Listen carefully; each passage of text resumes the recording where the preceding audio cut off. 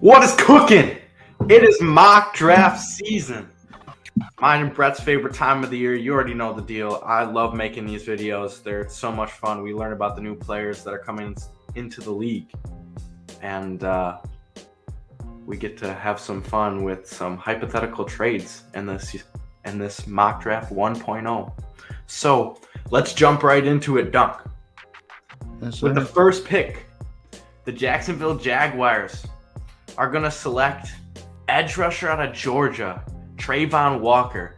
This dude has been flying up the draft boards. I don't know if you've seen some of the other analysts and stuff like that, but this guy has been compared to last year's Micah Parsons, and we know how well he played for the Cowboys this year. He's an athletic specimen, 6'5", 275 pounds, can even drop back into coverage. He'll be great for the Jaguars.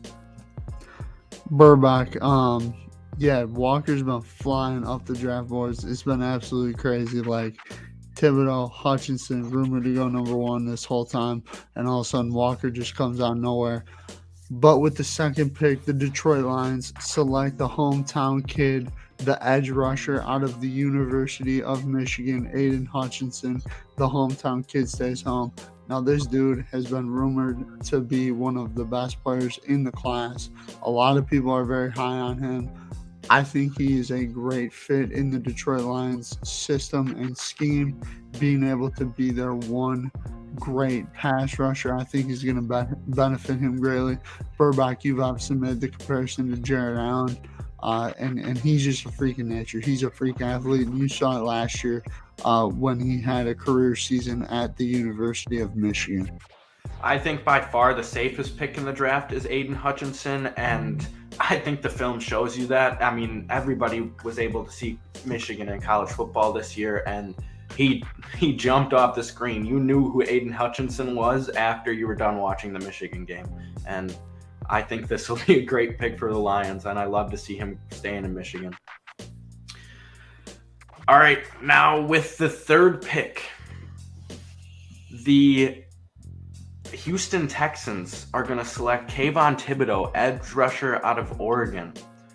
I think this dude has one of the highest potentials in this year's draft, and he has the body type of like a Myles Garrett or Jadeveon Clowney, and his film jumps out of the screen when you watch him with the little bit of film that we were even able to get with him at Oregon. And I think all of his measurables are what really puts him up here, and him being a high potential guy. So we could see somebody like Kayvon become a Myles Garrett, or we could end up seeing him underperform, kind of like Jadeveon Clowney.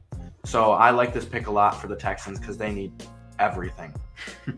Literally on the PFF mock draft simulator, it says every position for the Texans.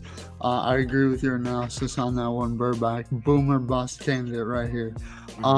With the fourth pick in the draft, the New York Jets select Ahmad Sauce Gardner, to me the most talented corner in this class and one of the best players in this class. Now, Sauce, obviously at Cincinnati, didn't allow a touchdown, which is really impressive.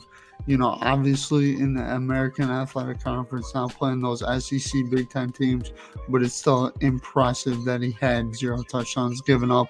Also, did a pretty dang good job in the college football playoff against one of the most talented receivers in college football in Jameson Williams. Sauce is a guy that leaps off the screen to me. He's a talented player. He's going to make plays. He's very athletic, and he's also has some physicality to him that you see out of guys like Jalen Ramsey or Josh Norman back in his prime. I really like what you said there, talking about how he plays bigger than his size. And at corner, you kind of have to. Right. If you want to be an elite corner, and that's what the Jets are looking for. And he's been really flying up the draft rankings too, with being some of the analysts' favorite players in this year's draft, even over Derek Stingley, who we thought was going to be a top 10 lock, I would say. And a lot of the things that I've seen NFL execs talking about, that they don't want to take a guy in the top 10 that they haven't seen in a year or two. And I think Sauce Gardner really proved himself to be a top 5 player in this year's draft. Only giving up 131 yards in 14 games in 2021. That's pretty impressive. That is pretty impressive. I'd love the pick for the Jets there. At number 5, the New York Giants. Back-to-back New York. I have them picking tackle Evan Neal out of Alabama. And, I mean, there's 3 big tackles in this draft, and I don't think you can go wrong with any of them. And Evan Neal, being that he's from Alabama, is gonna catch the eye of a lot of people with how dominant they are up front. Right. And he's 6'7", 350 pounds.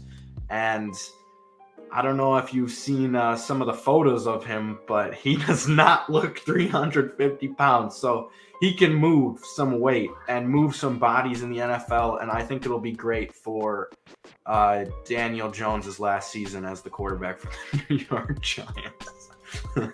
Yeah, I love your point, Burback, about there being 3 great tackles in this class. You can't go wrong with any of them. But one of the reasons I think this will be such a great move for the Giants is it all starts up front in the trenches, and their offensive line has been bad for quite some time, dating back to the final days of Eli Manning as their quarterback. They just couldn't put it together up front. So I think this is a great start to getting back on track up front in the trenches where it matters most. With the 6th overall pick, the Carolina Panthers down there in Charlotte are going to select Ikem Ekwonu, tackle, NC State.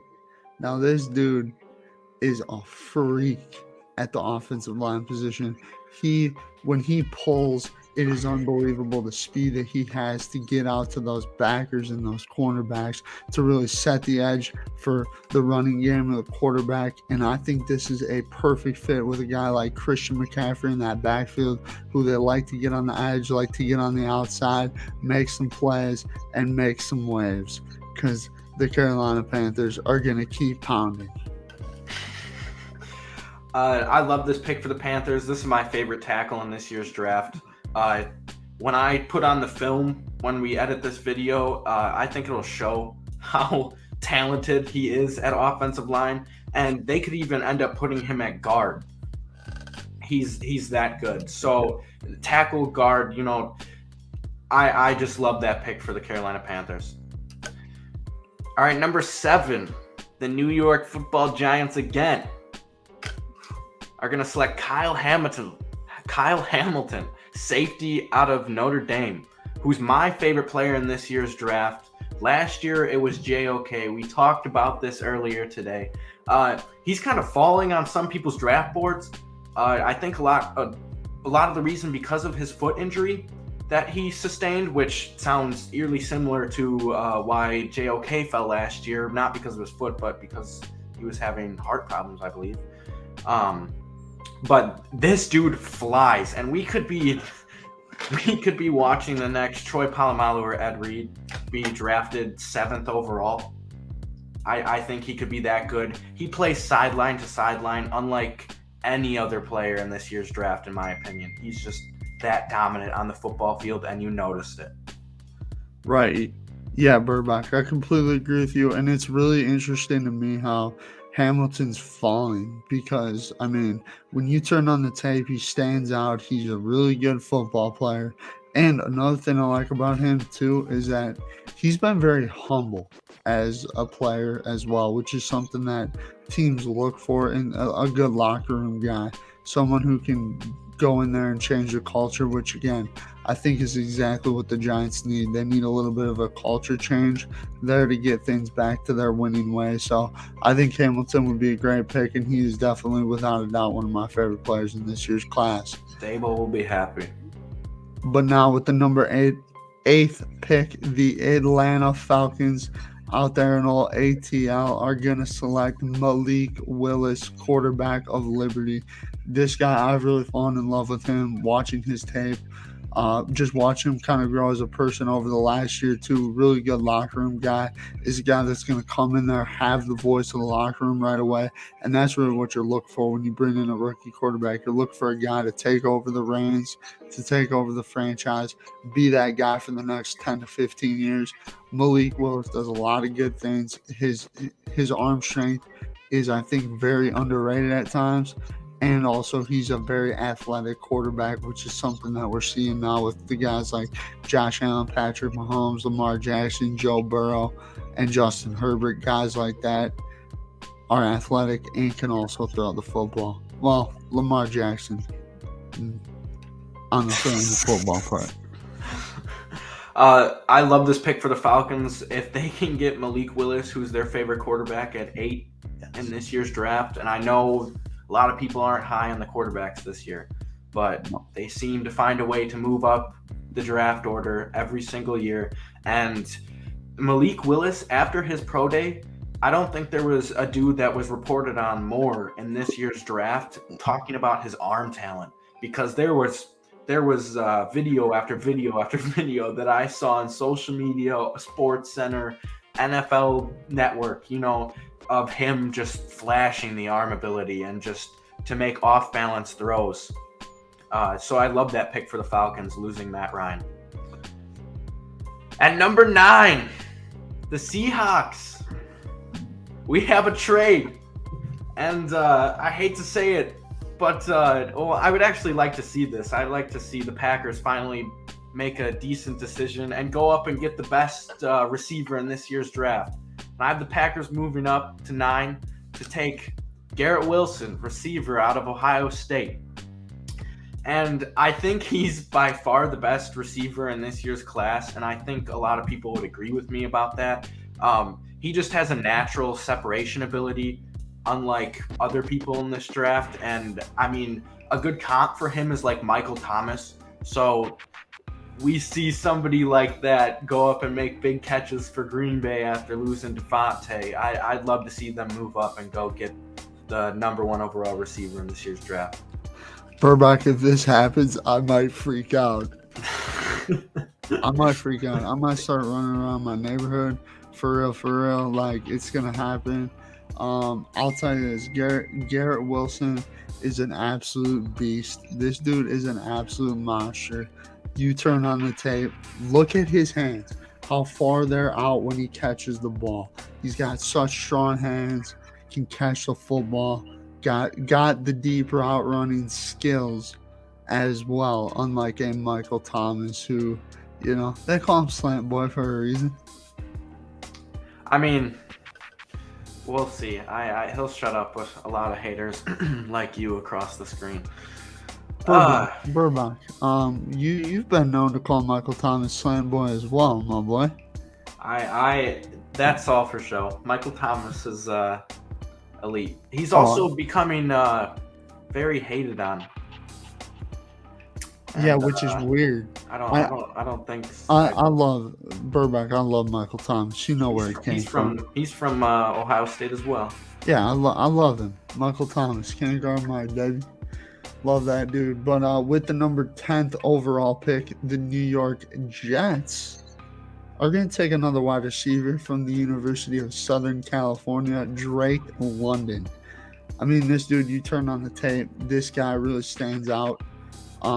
He's a tall, physical receiver who can go up and make the big catches, make the big plays, and also doesn't have horrible speed.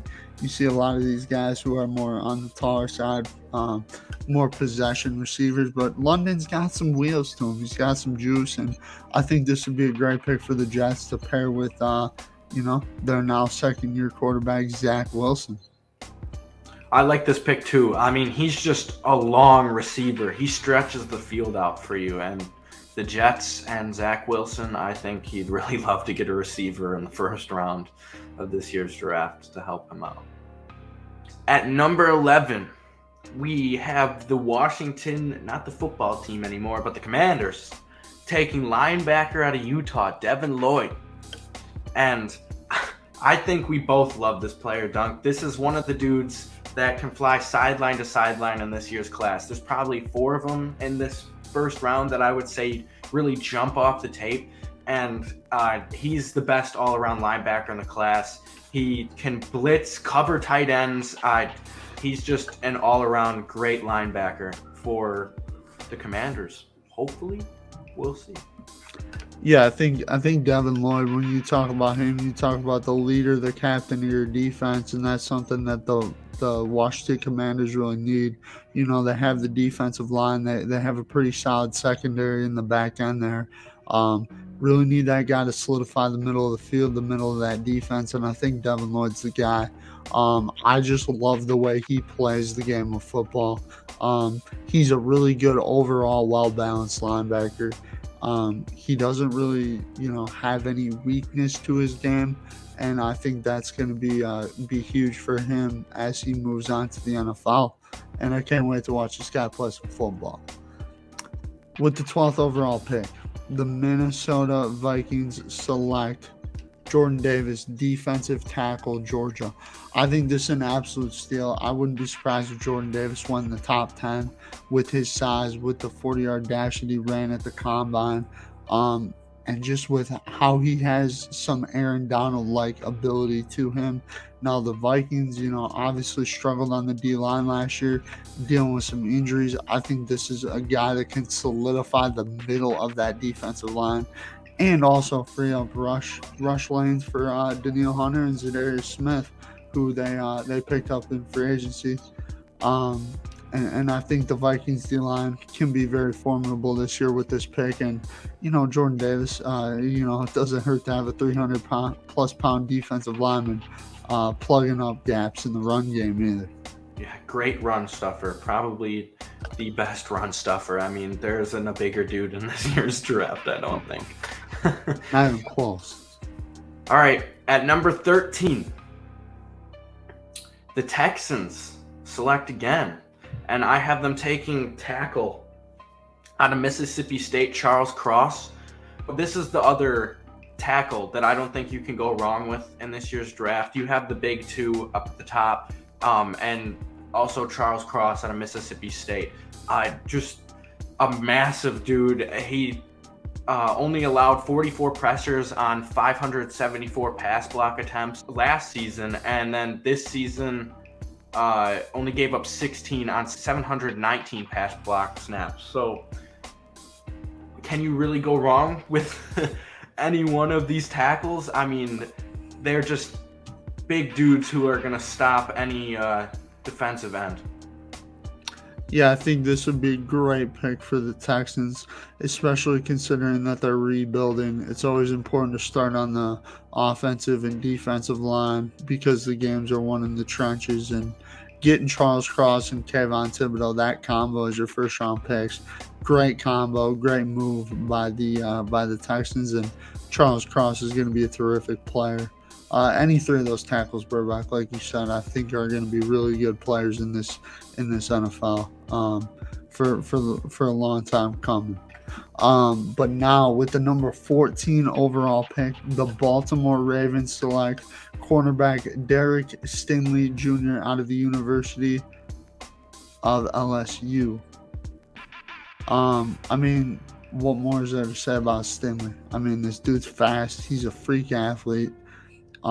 He can cover in the slot and outside on the perimeter. One of my concerns about him, and this is why I think he's my biggest boomer bust player in this year's class, is we haven't seen him play a lot of football lately.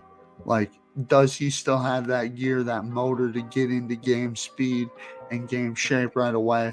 So it's going to be interesting to see. I think there's going to be a little bit of a learning curve early on in the season, but I think once he figures it out, he's going to be a terrific player. And also, it doesn't hurt that you have Marlon Humphrey and Marcus Peters in front of you, kind of helping you learn the cornerback position even better as you get into your young NFL career. If he can stay healthy, this could be an absolute steal for the Ravens at 14, getting possibly the best corner in this year's draft. And before this college football season, a lot of people had this guy going top 5. That's how good he was at corner. He's a long, lanky corner that clamps SEC receivers, and he can make a play on any ball. Right. At 15, the Philadelphia Eagles. I have selecting Jameson Williams, receiver out of Alabama. And I mean, can you really go wrong picking Jameson Williams with this 15th overall pick? No, because he is a great route runner. He's got the wheels. I mean, we know that. If he can stay healthy for the Eagles, they go back-to-back Bama receivers in this year's draft to give Jalen Hurts another weapon. So if they can get him the ball in some space, he could be dangerous for this Eagles offense. Yeah, I agree. I love the selection here, and again, the Eagles taking another flyer on a guy that has a little bit of injury risk would not surprise me here. But obviously, if J-Mo's out there, him and Devontae Smith could be a deadly combo in the NFL and really opens up Nick Sirianni's offense. So I would love this pick for the Eagles. All right, that'll wrap it up. 1.0 in the books. Let us know who your favorite pick is, and let us know who your favorite player in this year's first round is. Do we like the Packers trading up? Yes? No? Let us know in the comments below. Brett does because they're drafting Garrett Wilson. So that would be really interesting after losing Tay. I would be very hyped up, but thank you guys so much for watching. Be sure to subscribe and hit that bell notification. Also, you might see us live during the draft. Who knows? Probably. What? Probably, yeah. All right, bet. So we're going to be live during the draft. Can't wait for that. Stay tuned for that. Burback, can't wait to see this edited. Can't wait to see this edited up, my boy, because, Burback's edits hit different, especially on the mock drafts. Burback, any last words before we let the fine folks? Nah, I'm good. Matty Corral, though. I've been saying it for a while now. Matty Corral. Happy Easter, by the way. Everybody. Happy Easter.